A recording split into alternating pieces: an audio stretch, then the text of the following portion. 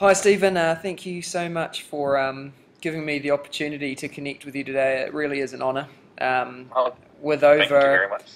100,000 Twitter followers, it blows my mind. A global following of passionate educators that you're inspiring all over the globe. So thank you for everything that you have done and currently are doing, and I'm sure in the future are going to do. I guess to start with, just give us a brief rundown of your career and what have been the highlights. Sure, I started out as a classroom teacher. I was a middle school math and science teacher, so I taught seventh and eighth grade math and science. And there was a point at which I said, you know what, all this technology that I'm using, I sure see it's having a huge impact. Maybe I can go do that for a career. And so I found that there was a way for me to do that. So I went back to school and got a master's degree in instructional technology and left the classroom in order to teach teachers how to use technology. And then 2 years ago, I became a director of instructional technology for a pretty large district here in North Carolina. I had 55,000 students, 81 schools, and 4,000 teachers. It was my responsibility to make sure that everybody understood how to use technology effectively. So myself, along with my staff, and it was a great deal of fun. I had a lot of fun doing it, but in the interim, a lot of the other things that I was doing because of my use of social media was leading me down a path that was taking me out of the district. So I was going and I was keynoting conferences, I was speaking, I was presenting, I was working with teachers, I was consulting a great deal. And so I decided to take that on as a full time career. So now I work from home and I consult with districts all over the country. I also work for a company called Promethean. So you might know them as the maker of interactive whiteboards, and they do lots of really cool things. Most notably, the ClassFlow is a new product that we have that's out. That's really cool, and so I do some things with them. But I also still do the social media thing. I write books, I write blogs, I speak, and have a lot of fun doing it. Oh, it's incredible, and your story is just is a real inspiration to me, I guess, as I start going down that track as well. Very exciting for What is School next week. You're going to be joining us as a co-moderator, and in that chat, it'll be the second week of two, when we dig deeper into specific technologies that enhance learning, and with the intention of creating global classrooms. I guess with that in mind, what devices or programs do you recommend to increase student engagement, and why? Yeah, so if you want to if you want to look at things like student engagement, so things that allow students choice or allow students to be creative. You know, I like kids being able to blog and to write and to share. So if kids can post, you know, what they're thinking or what they're doing, sometimes in a prescribed manner helps because sometimes they have a hard time thinking about what to write about. But I love the idea of reflecting publicly through a blog Mm. and putting that out so that the world can see. And then that just adds into the idea of the global classroom.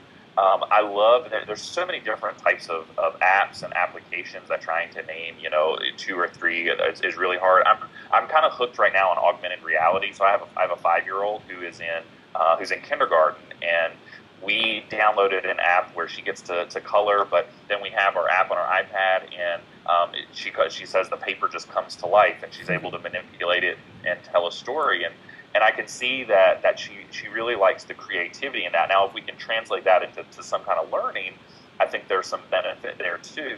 And then the third thing I think that I know I'm really hooked on is this idea that kids need to be coding and programming, and I think that really empowers them too. So kids who see mathematics or they see science as something that's very boring or something that they're not very interested in, you take like a Sphero robot and you put an app on your iPad, and they can then program and tell that robot what to do. They're literally putting the pieces together to tell a piece of technology what to do. I mean, it's incredible. We've got kindergartners who are doing that. So anything that allows students to um, create or to design or to build can really empower them to engage them into learning. But it's all surrounded by this idea that it has to be within context, it has to be within content. But there's so much flexibility that's in there. All we have to do is give kids the opportunity and the means and the methods, and they'll do amazing things, even within that content. Absolutely, and it's exciting, I think, as well within my role, getting kids to code, getting kids to connect globally via Skype and Google Hangouts and control their learning is just it's so powerful and so empowering for the students when they get a chance to lead their own learning. I think that's the most exciting part. Um, I'm lucky enough to be within a one-to-one environment within my school. What do you think the benefits and pitfalls are of a one-to-one technology environment? So one to one, clearly every kid has their own device, so it really allows in flexibility of the things that you can do. When it used to be, you had to every student had to get up and go somewhere to go use technology in a computer lab, or you had to bring that technology in. It caused a lot of disruption. So having that device right there at the moment, at the point of learning. So I've heard the term point of learning device. It can happen at that moment.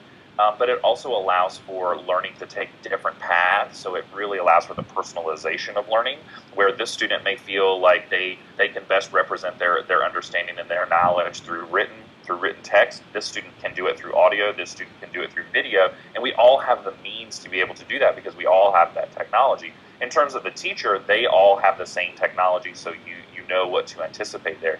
Some of the pitfalls are, though, that some students it becomes isolating. And so this student is working on their device and this student is working on their device. And unless there's a lot of collaboration on opportunities built in for that, personalization itself can be a pitfall. There are some advocates out there for 3-to-1 or 4-to-1 that force that you have groups of students who are working together around the same technology. I'm not sure. I think there are ways that you can build in those collaboration and build in those opportunities for students to work together so that everybody can still have access to the technology, but also be able to learn and understand how to function and collaborate in that way. Yeah, I guess one of the big things floating around at the moment, or has been, is the notion of the flipped classroom model. What are the benefits, do you think, of opening up a learning environment, breaking down those walls, and opening up a 24/7 online learning environment for students? So I have mixed feelings about flip, and so I've had lots of conversations with people who are doing it very effectively, and I think for some students it allows them to soak up that content in a very personalized way on their own time, or for those students who need that extra nudge in order to be able to understand it, it provides them that understanding as well. I think there are ways to do flipped learning without concentrating on just videos or concentrating on just homework, which sometimes monopolizes the conversation. Well, I'd like to see conversations around pedagogy when it comes to flipped learning, but I think there are some benefits there for some students because it does allow for more personalization or one-on-one time between the teacher and the student when needed, and allows for some students to go deeper with their content. I see it as a not a means to an end, but one tool in the toolbox that a teacher could use whenever necessary in order to provide that extra time or that extra learning to students, but also being able to provide that one-on-one assistance as well. Yeah, it's brilliant. And looking ahead to the future, I guess, the future being 2 years, 5 years, 10 years, who knows? What do you think your future classroom would look like? It's definitely going to be, especially here in the U.S., I mean, we're heading down this path where we're going to have more students who have access to technology than don't, or more students are going to have access to all the time technology that don't.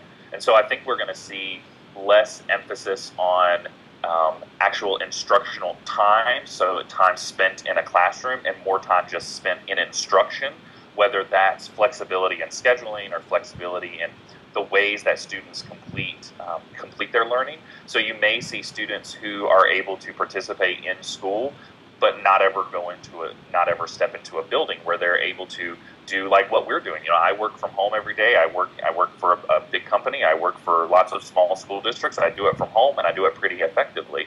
I think students can do some of that. I think there's something to be said about the interactions that they have in the classroom. But I think we're going to see, I really think we're at a tipping point where we can no longer say technology is an afterthought. It's something that we need to be planning for and need to be using. And so it's going to be interesting to see how that evolution takes place. I mean, you think about, we just had this big iPhone announcement this week. If you think about 6 years ago, we didn't have something called an iPad. We didn't know We didn't know that we needed a device larger than our telephone that didn't have a keyboard, that had something called apps on it that we could interact with. We didn't know that. We didn't know 3 years ago what a Chromebook was, a device that was strictly all internet based. And so the evolution of how technology is going is certainly going to have an impact on learning.